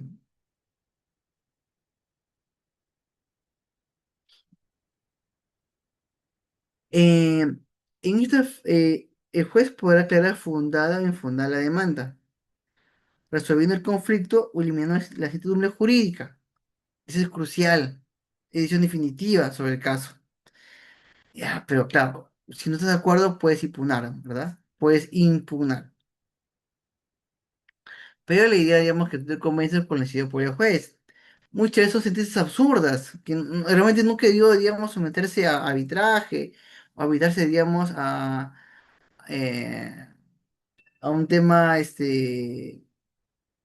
judicial, ¿no? Perder tiempo, horas y horas, ¿no? Es un tema que pierde plata, pierde tiempo.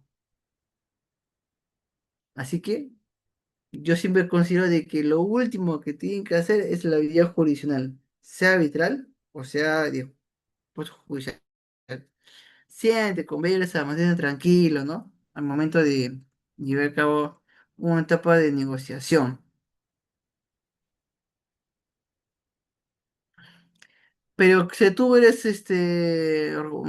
hincha del debate, hincha de molestarse, tenemos pues la etapa impugnatoria. Es que, ojo, la doble instancia no es un principio inherente al ser humano en materia de tutela jurisdiccional, pero a nivel de proceso civil sí lo hay, primera y segunda instancia, donde dice la posibilidad de que una de las partes no esté de acuerdo y quiera que otro juez la revise. A esto se le llama etapa de impugnación, o sea, doble instancia, ¿ya? El juez de primera instancia no participa, nada de nada, y el juez, el vocal, porque así es, vocal, en instancias superiores, son los que van a evaluar ese caso de cero, de cero. Puede haber pruebas, también presentarse pruebas, todo lo demás. No es que está limitado. No es que hay una limitación para ello.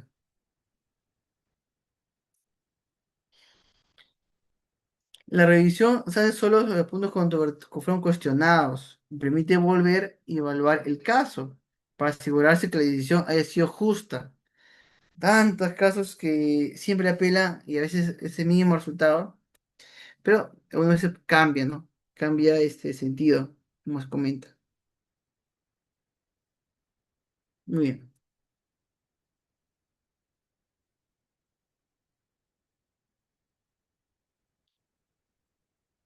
Luego sí la etapa ejecutoria, que se aplica cuando la parte vencida no cumple su forma voluntaria la sentencia, ¿no? Por ejemplo, como ponen acá en el chat, una limitante de edición de 19 años, ¿no?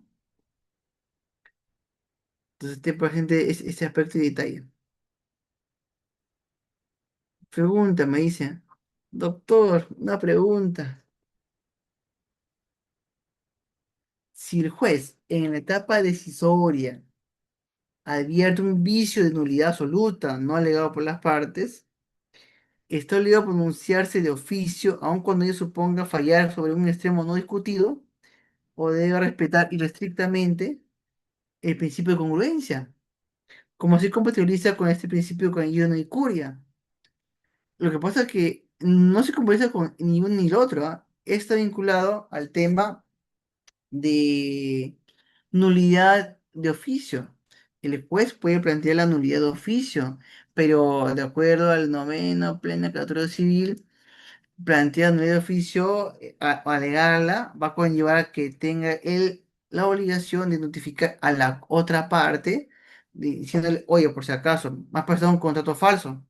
Yo voy a pronunciar sobre esto en el proceso judicial, pero requiere evidentemente tu contestación de ese aspecto. Una contestación. Venga. Eh, si considera que hay nulidad, no absoluta, ponle nulidad parcial, absoluta, lo que tú quieras, eh, va a tener que pronunciarse en la sentencia. Va a decir, estos casos, son estos, y el tal de prueba no lo toma en cuenta por nulidad, porque es falso. No podría dejar de lado solamente la prueba sin pronunciar sobre por qué la excluyó, porque estaría afectando la tutela jurisdiccional efectiva. ¿Ya? Dice que el principio de congruencia implica, pues, de congruencia procesal, eh, no está tan ligado a este caso, estimado. No está expresada por esa línea. Bien, porque justo existe la posibilidad de nulidad de oficio, pues, ¿no? Sería con ese procesal si es que se alegan cosas, se piden cosas y luego le dan otras cosas, pero en este caso le niega esas cosas. Sigue partiendo de la congruencia procesal. Bien.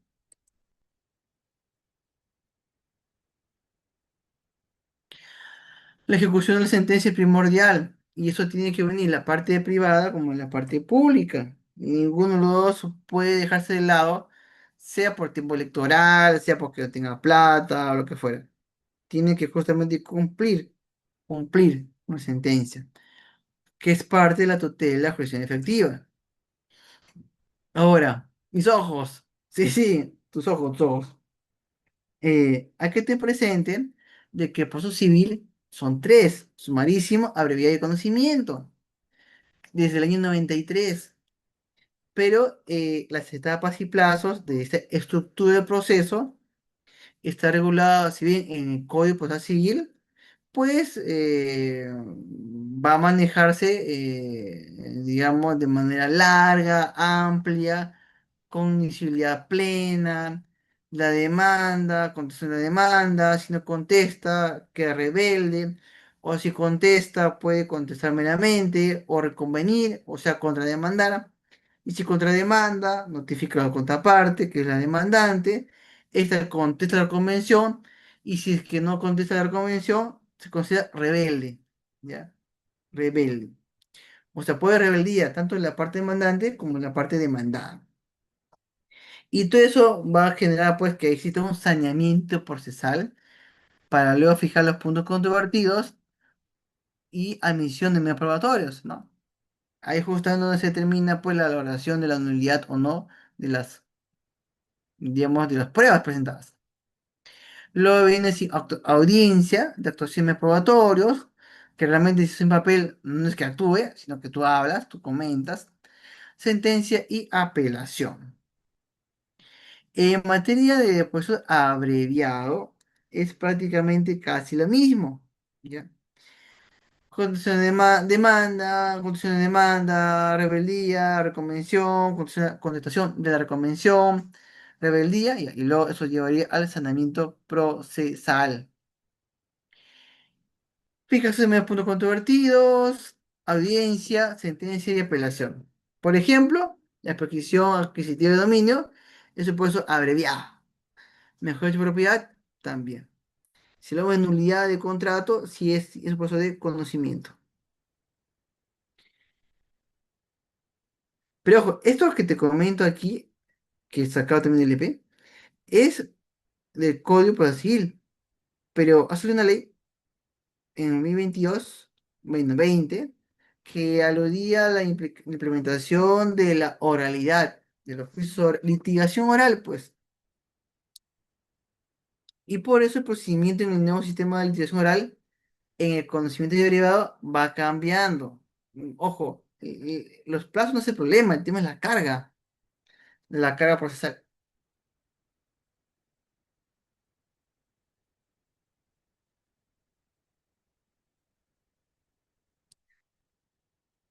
Y vamos a encontrar, pues, que igual existe demanda, contestación de demanda, rebeldía, reconvención, contestación de reconvención y rebeldía. Ojo, la rebeldía no va a conllevar presunción de lo alegado, ¿ah? Sino de una inobservancia y también un desdén por las deudas que pueda tener. Pero no solamente eso implica pues, que sea malo o que no lo conozca a otros, ¿no? Es un tema ya diferente. Juez señala audiencia preliminar para constar la demanda, reconvención previstos, conocido en 30 días y abreviado 10 días. En la práctica, estimado, no te voy a mentir ya, los plazos siempre son largos. Por eso te comento, no permitas que tu sequedad, observación, azúcar amargo de tu cuerpo, conlleve pues a un grado pues de problemas a tu cliente, a tu contraparte, y lleve pues a un juicio, ¿no? Un juicio es terrible, estimado. Yo he tenido un amparo, que estaba llevando en el 2019 y me acaban de notificar, bueno, el año pasado en marzo me notificaron que ya, infundada la demanda. Pero fíjate, pues, 2019, 20, 21, 22, 23, 24, 20, 25, 7 años para eso. Entonces, es un tema mm, que como que tenemos, ¿no? Y no nos queda otra. Bueno, sí, ya pasó una ejecución, ¿no?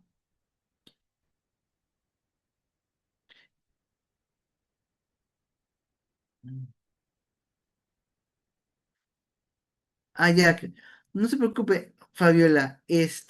Mira, los plazos están en el proceso civil y también están acá, ¿ya? Igual, ojo, estos PPTs van a, supongo, ser alcanzados por los organizadores, así que no tengas problema en eso, ¿ya? Igual, digamos, te lo pongo acá, ¿no? Pa, pa. Es decir, yo elegí dos fuertes, el conocimiento y el abreviado, ¿ya? Pero van a ser, digamos, repartidos, por favor. Ya, eso es justamente Blanca. Este esquema es el clasicón, clásico, clásico. Pero en la etapa de ya oralidad, que se introduce desde 2020, sea virtual o presencial, ya el esquema un poco va cambiando porque se diría que se reduzcan plazos por el sistema de elección oral. Tenemos demanda, rebeldía, condición de demanda, recomendación, juez señala audiencia preliminar, alegato de apertura, invitación a conciliar, sanamiento procesal, invita a un proponer puntos controvertidos, fija puntos controvertidos y saneamiento probatorio, ¿no?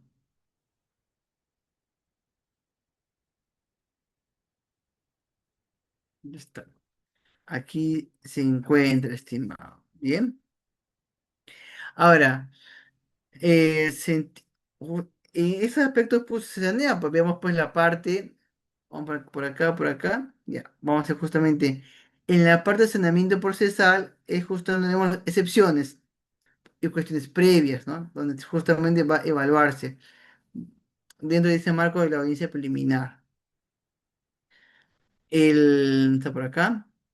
Alegato de apertura, uso de la palabra abogados, para que cada uno va a resumir, explicar por qué están ahí. Va a ser cuestiones controversiales, y obviamente de manera pues sucinta, por favor. Yo recuerdo, eh, sigamos por acá te decimos, no te preocupes, hay todavía PPTs. La idea justamente en la etapa de debate de apertura es que las partes no se despachen con todo. Tienen que tener un breve, pues.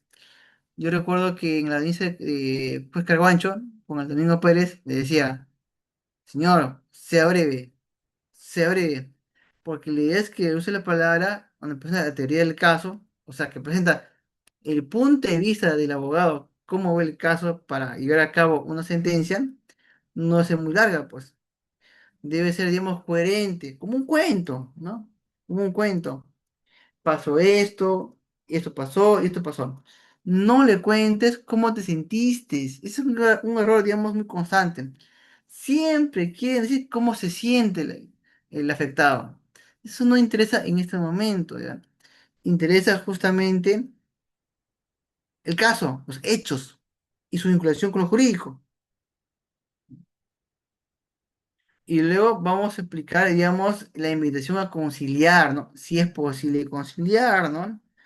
Si están de acuerdo, están de acuerdo, porque incluye proceso. O si es parcial, la parte que se concilió, pues ya se quita, se tiene como punto no controvertido, y lo demás se continúa, se va avanzando. Luego viene el tema del saneamiento procesal, frustrado el intento conciliatorio, las partes no quieren conciliar, no quieren nada. Proseguirá la verificación de la existencia de lo inicial. La acción jurídica válida, que aún le deba plata, que aún le ha puesto un daño, que aún no hay reparación. Y ver las acciones procesales, de prescripción extintiva, cuestiones previas, para que una vez que todo eso, digamos, limpie, termine el proceso, o dice, sanear ahí mismo, vamos a la parte justamente de la limitación a los puntos controvertidos, ¿no? Y que ambas estén de acuerdo en los puntos que son controvertidos. O sea, la gente del PEN no contradice que había un contrato, pero sí contradice que el contrato se haya sido resuelto. Entonces, el punto controvertido, la relación de contrato. El punto no controvertido, nadie cuestiona la validez y eficacia de ese contrato. Nadie. Y una vez fijado los hechos pacíficos y discrepantes, vamos justamente a la etapa de la admisibilidad de medios probatorios, fuente de pruebas ofrecidas, ejercicio de facultad de iniciativa probatoria, admisibilidad, fuente de prueba, quién tiene la prueba, cómo fue. eh, También el juez puede, digamos, tener iniciativa de prueba de oficio, ¿no? Tráigame tal cosa, tráigame el acta de asistencia, tráigame tal cuaderno. El juez también tiene derecho de oficio, a llamar a pruebas, ¿no? Y también concede previamente el uso de la palabra a las partes, para lo cual emite una decisión. Luego sigue convocatoria de la Universidad de Pruebas, que, digamos, para que se concedan los abogados el uso de la palabra, alegatos de clausura, eh, oportunidades, alegatos escritos, como sin alegatos. Esto pasa justamente a sentenciarse. ¿Quién sentencia? Uf, sentencia el juez y sus ayudantes, en primera instancia y en segunda instancia. Sentencia. A nivel de casación ya es diferente, pues. Es un tema ya muy diferente. Muy bien. Y bueno, la audiencia preliminar, como te comentaba, implica pues alegato de apertura, invitación a conciliar, saneamiento procesal, invita a proponer puntos controvertidos, fija puntos controvertidos y saneamiento probatorio. Ya. Oye, pero si está todo listo, dispone juzgamiento anticipado, desde apelación. Pero, o si no, convocatoria a audiencia de actuación de pruebas. Por eso, ¿esto es necesario? Sí, es larguísimo. Por eso los juicios llevan a veces 12 años. 12 años tiene el juicio. Porque a veces la parte no concurre, uno no concurre, frustra a la audiencia. El informe oral, pues, es totalmente absurdo, o se insultan. eh, y si pasan todo eso, vamos a la convocatoria de audiencia de pruebas, se actúa. Si hay incongruencia de pruebas, o si es falso o no hay sustento, ahí muere todo. Pero si tienen fundamentos para una decisión del juez, pues hay sentencia, en la cual es el juez, o sea, alegato del proceso judicial, para luego sentenciar. Sentencias, comunicas en la misma audiencia de pruebas o dentro del plazo que le señale. Comunicas, notificas, se apela en el plazo de ley. Y continúa el juicio. Continúa el juicio, dice, maldición. Hay casos judiciales que tienen años, casación todavía, y temas muy simples, muy simple. Eh, eh, un caso, que hace poquito nomás, en la cual se subió el contrato por cláusula expresa, porque ven cumplido el artículo 17 del contrato. Y la contraparte apeló indicando de que no se había especificado cuál era la cláusula del contrato, o sea, era cláusula 12, pero quería justamente que expresamente en la notificación del plan notarial se diga de que has incumplido tal cosa. Y el juez le da la razón, el juez le da la razón en apelación, tú piensas casación, se revirtió nuevamente, y esa casación ya pues se guarda como oro para que cualquiera que quiere pretender pensar de que en cláusula arbitral, en cláusula expresa, se requiere repetir lo que dice el contrato, pues ahí está, la casación. La casación que te demuestra de que eso no es así de ninguna manera.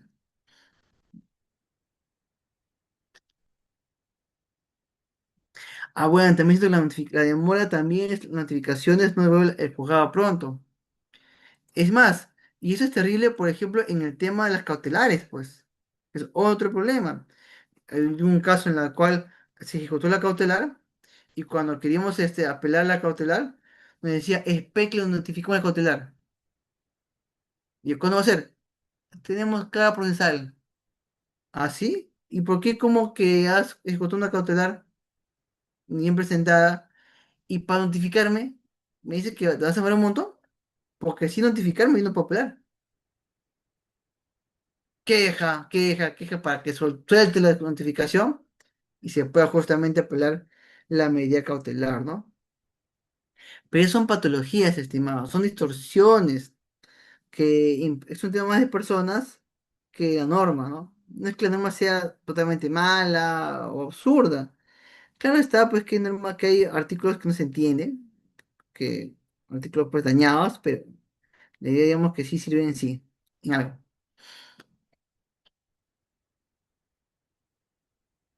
¿Sí? Ahora, vemos este esquema. Una vez que se apela, bueno, aliviado conocimiento, pues llevará a cabo una segunda instancia, en cual nuevamente se evalúa, presentan pruebas adicionalmente y a nivel de superior se sentencia por segunda vez. Ahí, digamos, todo se actúa. Pero a nivel de casación ya no es factible eso, pues. A nivel casación ya no existe posibilidad de que tú plantees pruebas. Es un tema más que todo de derecho.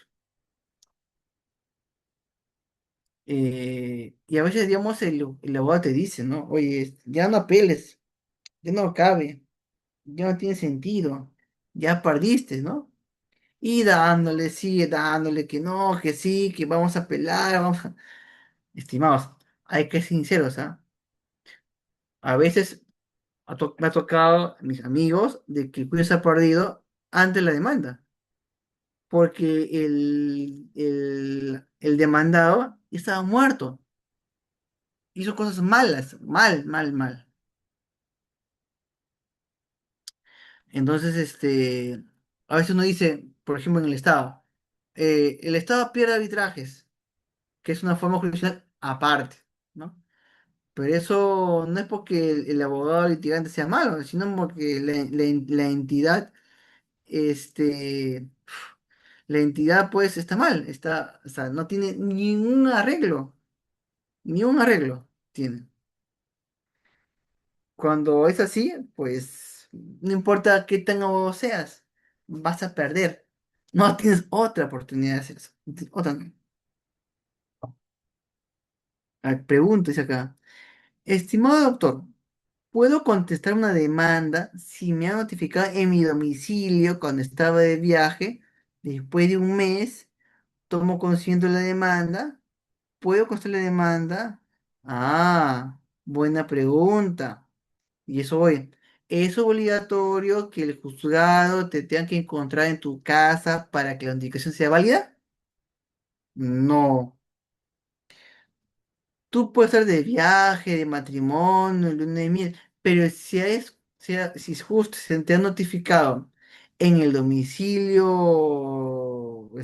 recurrente, y llegas y de alguna manera ya pasó 30 días, un mes, o pongamos, dígale, pues el plazo para conocer la demanda, pues no te quedó, pues ese ya esa notificación es válida. Así que, si es que, claro, si cumplió el procedimiento de notificar una vez, dos veces, tres veces, no te encontró, y por tanto, pues, se anota, pues, en el caso que la foto de la casa que toma el notificador es la tuya, y anota justo que no se encontró, se intentó, y no se va a encontrar en tal vez, otra vez, ya ahí sí es notificación válida, pues. Por tanto, ¿puede costar la demanda? Sí, pero ya no se considera como una condición de demanda, sino téngase presente para mejor resolver. Eso es lo que se va a tomar en cuenta. Eso, no otra cosa. Ya. No va a tomarse como una condición de la demanda. Tanto. Pero sí ayuda. Igual tienes que poner tus alegatos. La contraparte dirá que que es por año. Está bien, pero ya los casos están ahí. La cosa es que el juez lo lea. El juez sepa, oye, está bien, prestó su condición de demanda muy tarde. Pues los argumentos que tiene son correctos. Así que, profesor, en juicio oral me va bien, no soy rochoso. ¿Puedo darle mi escrito al juez? Sí, téngase presente y lo recibe. Ahí lo leerá, pues, ¿no? Lo que tú crees en vivo. Eh, ¿Qué me dice acá? Por apelar sin un fundamento, solo por alegar, por eso existe una sanción. Sí, estimados, se entiende de que alargar el proceso, eh, plantear, digamos, nulidad de las notificación de resoluciones, ¿no? Cosas que yo he visto, ¿ah? Cuando practicante he visto que el abogado, por más que intente el proceso, ha hecho, digamos, cosas totalmente antiéticas. Y claro, yo era prácticamente un jovenzuelo, así que no tenía mucha posibilidad para decirle, oye, por si acaso, te vas a asesinar. Sí, si tú apelas y no hay ni fundamento, pues puede generar una sanción, pues, ¿no? Como una acción temeraria por parte de demandante o demandado y también del abogado, porque el abogado tiene que firmar esa apelación. Y si el abogado firma esa apelación y esa apelación no tiene ni cabeza, tiene nada de nada, pues sí va a generar una sanción ética, por multa, ¿ya? Multa por parte del Poder Judicial. Pero a su vez una sanción ética ante el Colegio de Abogados de Lima. Teniendo en cuenta pues que los abogados de Lima, de Callao, de todo el colegio, tienen que mostrar una actitud decente, proba, tanto con el cliente, tanto como el juzgado. Así que no podría generar acciones de que dilaten, dilaten el juicio, el proceso. Esa es justamente la idea, canción. Bien, en la estructura del proceso civil vas a ver que todo comienza con una expresión de la demanda, pero va a tener peculiaridades, depende al tipo de protección que se realiza. Negocio de propiedad, petición de dominio, eh, obligación de la suma de dinero, reparación civil, nulidad acto negocial. Todo tendrá pues un caso largo, larguísimo, para poder, incluso en el tema de la realidad, como van a apreciar, la realidad no es la idea maestra. No va a generar, digamos, que tu juicio pues te sea a favor tuyo.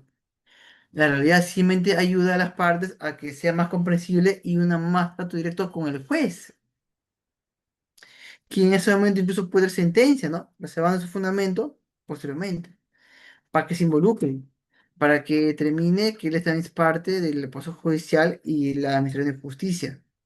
Ese es justamente su aspecto que tiene que tomar en cuenta.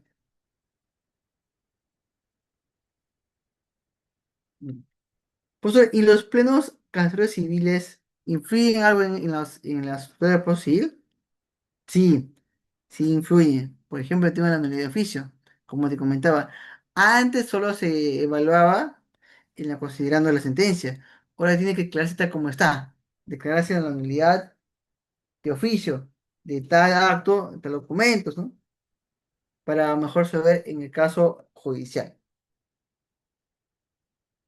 Este, vemos también que a nivel, por ejemplo, de casos, civiles, va a encontrar, pues bueno, yo encuentro casos en los cuales el, este, el demandado principalmente, ¿no? Realiza acciones dilatorias, insulta a la otra parte, amenaza, trata de intimidar al juez, ya. Pero a nivel estrictamente jurídico, todo se basa en las pruebas presentadas. Por eso yo siempre comento, todo lo que tú me dices está bacán, chévere, una película se puede filmar, pero sin pruebas, bien difícil. Van a creer que uno va acumulando pruebas para poder, digamos, escalar en las etapas procesales, ¿ya? Así es, así es, así es. Entonces, ando por acá. Ya. Otro tema. Este, ¿Y qué pasa si los testigos que has tú pedido uno no viene? Que la audiencia se cae, ¿no? La audiencia continúa. Puede ser, digamos, que concurran, pues, ambas partes y luego la audiencia se desarrolla. Y si es que nadie mueve ni un acto procesal, pues de oficio también se puede archivar el proceso. ¿Bien? Y también puedes pedir su desarchivamiento y que nuevamente continúe. Sí. La estructura del proceso está más basada en poder llevar a cabo un orden al momento de plantear una demanda, una pretensión principal o accesoria. Y la sentencia, pues trata, digamos, de llevar a cabo una cercana solución al caso. Puede aplicar ius no curia, comercio procesal, principios procesales, para que todo se lleve de manera adecuada en el tiempo respectivo. Pero el problema no está tanto, digamos, en el proceso, o sea, en la normativa, sino en su aplicación. Justo me acaba de venir un laboralista y también un civil que me le han puesto audiencia de juicio para 2027. O sea, ¿te imaginas 2027? Ya ni te acuerdas ya del caso judicial. Es por eso de que se recurre a la vía arbitral, que no está excluido de la estructura del proceso. Tiene que tener algo parecido, tiene que darle, digamos, escuchar a la contraparte, cautelares, pretensiones, como si fuera un juicio privado, lo mismo. Así de, digamos, de actuarse. Y no solamente eso, en el tema por el proceso civil, Eh, a veces tiene que recurrir que parte de la sentencia vaya a nivel registral. Y el sector público a veces cuestiona la parte que se le envía, porque no le dilucida realmente los fundamentos de derecho. Y es un problema. Por eso los jueces de cualquier instancia tienen que recurrir no solamente a una alusión normativa, que artículo tal, tal, tal, tal, sino decirle, ese artículo indica lo siguiente, en el presente caso se aplica por esto, por esto, por esto. Esa es justamente la idea. Y la idea de realidad es saltearse pues plazos en lo posible. Pero realmente en la práctica estamos colapsados. Colapsados, estimado. ¿Puede el juez sentenciar en el momento de la audiencia? Sí. ¿Pueden apelar en ese momento? También pueden apelar en ese momento. Este, ojo, en el tema de proceso civil, si bien es un derecho que las partes sean oídas por los jueces, no lo es en la parte de procedimiento administrativo. En el procedimiento administrativo, sea Indecopy o sea otro tipo de procedimientos en OCIPTEL, en OCINEMIA, el uso de la palabra es opcional, no es un derecho, es un privilegio. Y por tanto, Indecopy o la Procuraduría General de Estado u otras entidades pueden no escuchar a la contraparte. No pueden escuchar. Ese es justamente sus argumentos. Ahora, profesor, usted me alega el tema de los plazos, el tema, pero veo artículos de reglamento. Ah, lo que pasa es que esta es la realidad.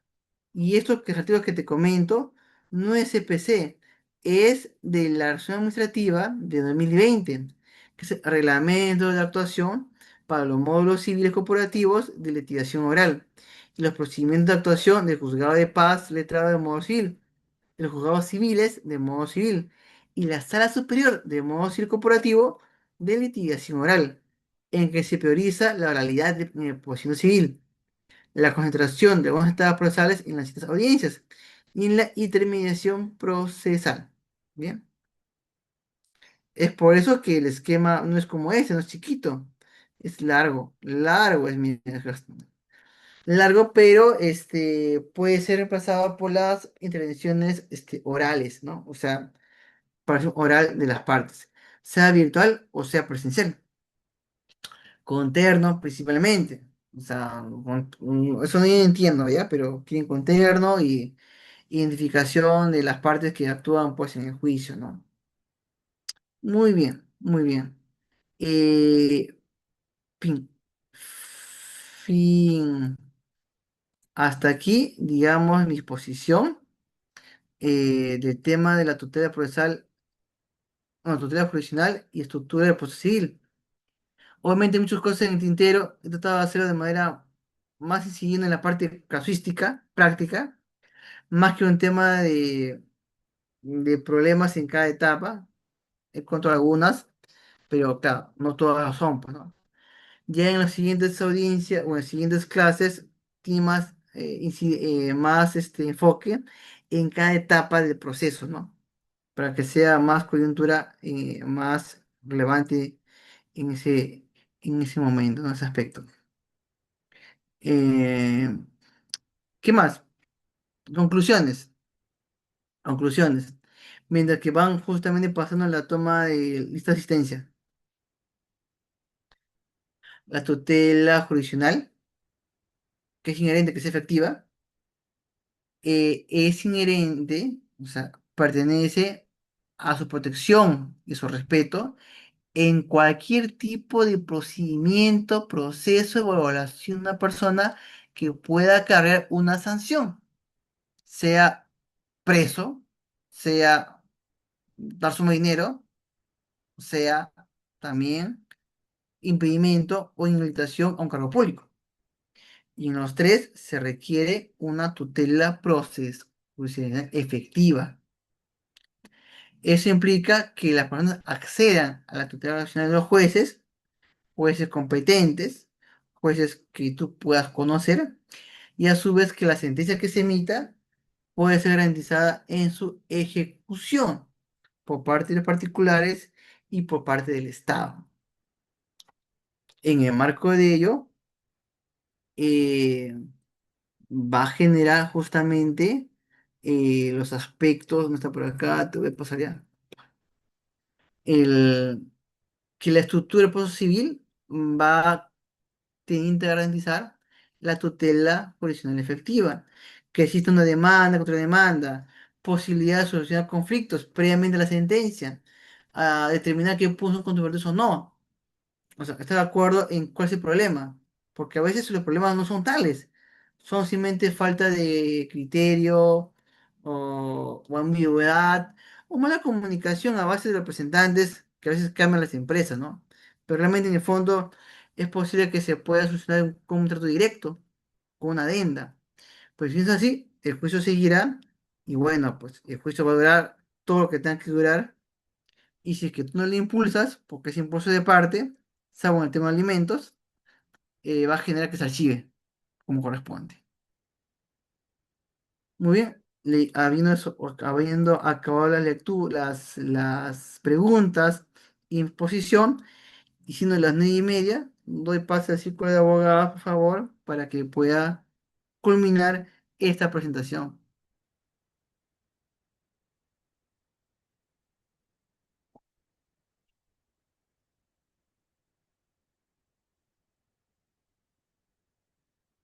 O si no, yo lo haré de mi parte. Muchas gracias con todos ustedes, a los 140 participantes. Espero que les haya agradado mi posición. He tenido que, bueno, me he esforzado en hacerlo de manera más que todo para el público de ustedes. Y un tanto teórico, pues, de estudiantes, de pregrado, sino un tema más concentrado en la carne, ¿no? En la parte casuística, jurisprudencia, que ustedes de algunos van a tener más apoyo, más ayuda, ¿no? Cualquier cosa, estimado, por favor, las siguientes sesiones me van a ver, así que nos veremos en las siguientes sesiones. Muchas gracias.